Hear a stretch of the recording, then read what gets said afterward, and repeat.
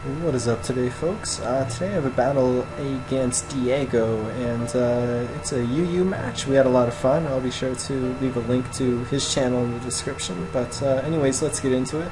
The reason it's a really fun battle is because there's actually a ton of hacks, and you'll see that as it happens. Anyways, I have my Stantler against his Sneasel, and I'm pretty sure these guys are more physical attackers, so that's why I don't mind staying in and just trying to get off a T-wave on this thing, just because I did intimidate it. But I'm gonna go for the return, and in comes an Aggron, so I just want to start getting some hacks on his team, so I do go for the T-wave there.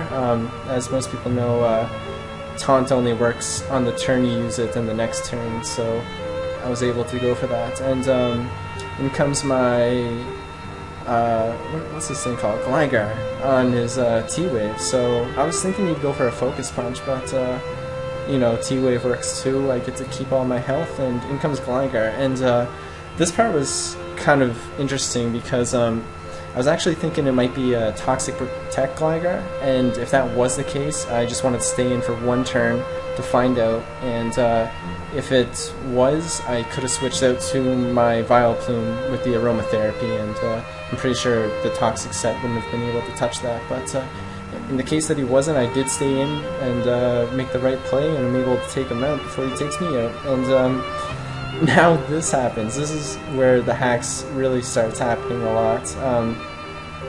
He hits the freeze on me, which sucks because I have a really good feeling that my Grumpig is gonna come in handy this match, so I'm gonna want to switch out and save it and get up an Aromatherapy.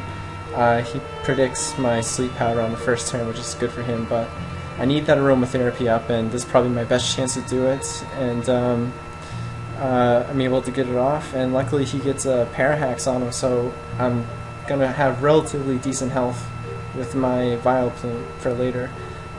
He mixes a Rock Slide there as I intimidated with Stantler, and yeah, this part here, it's gonna be really long. I'll just warn you of that.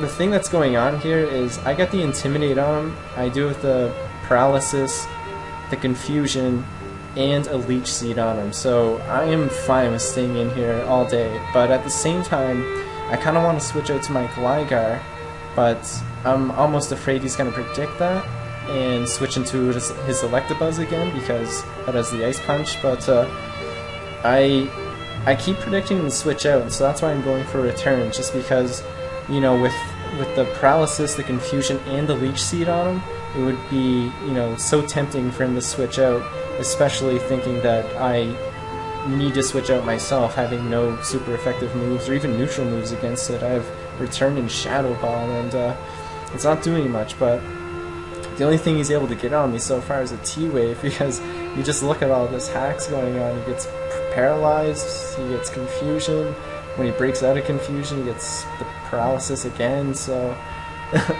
he's things aren't looking too good for his Aggron.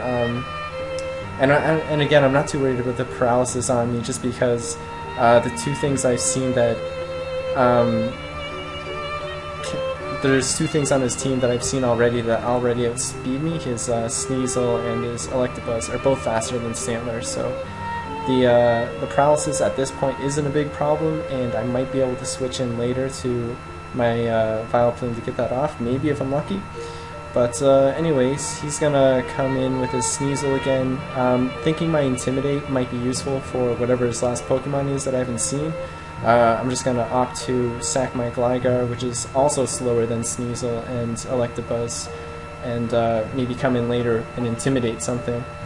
In comes Cacturne on my predicted Earthquake, and I'm gonna Sludge Bomb at this turn. And when I saw that he went for Endure, I was pretty sure this thing carried Destiny Bond, because I know it gets that, and I don't think it gets like Reversal or Flail or anything, so just to scout out what's gonna happen, I'm going to go into my Bambi again, get the Intimidate if it was something weird like a reversal set, and I'm going to take it out as he Needle Arms me, so that's good for me, because I was fully expecting just to fodder this guy out and come in with something else to finish it, but That is good, that is good. And I don't get paralyzed, and I hit a return on this lantern, and I get a crit. So, some more hacks, and I don't know, I got that freeze hacks earlier. It wasn't a big deal since I did have the aromatherapy, but, you know, if I didn't have a Pokemon with aromatherapy, that really would have hurt me. And, yeah, so that's lucky for me. I didn't expect him to Ice Beam here. I fully expected to come in with my Vileplume and completely wall this thing. But you're going to see, yeah, I just missed my Sleep Powder, so that is not going to happen. He's going to be able to 2-hit KO me with at the range I was at. So here I'm in a tricky situation. I have 2 Pokemon left, and I wasn't sure if my Damsel would outspeed. I'm not running max speed or anything like that. I have some speed investment, but then again, if he was timid max speed, he would have outsped me. So... this happens. He gets another freeze. This is complete bullshit at this point. He's gotten 2 freezes on me so far. I'm not gonna unthaw right away. I'm not gonna unthaw on this turn. Frozen Solid again. I get the Poison Point hacks on him, which is, you know, whatever. It's small victory on my part, maybe. Who cares? But I do have the Grumpig left, and since I did aromatherapy earlier, I'm going to be at full health after my leftovers, no hacks on me, so I'm just hoping that he doesn't get any more hacks in the form of like a critical hit or something, because I'm going to need to be able to have a sub up to win this game, I think. And seeing his first T-Bolt, I'm hoping I can do it here. So on this turn I'm going to go for the sub. I got a Calm Mind up.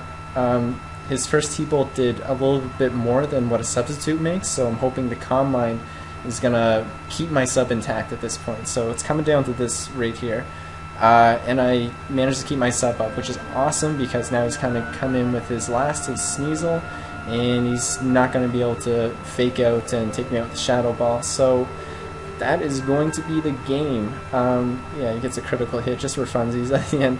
I take it down with a Fire Punch, and that's the game. My last Pokemon on my team was an Omastar, so yeah, if he got any more hacks on my Grumpig there, or if he managed to break my sub, he may have had the game there, just because my Omastar would have been taken out in one hit with a Selectabuzz, and, you know, I'm not sure how well it would have done against a Sneasel, especially since mine's a Rain Dancing set and he carries Taunt, and who knows how it would have went down, but it was a pretty hacksy match to begin with, all those freezes and misses and para-hacks and all that jazz. But yeah, thanks for watching this video, guys, and yeah, be sure to leave a like and do all that cool stuff. So, peace.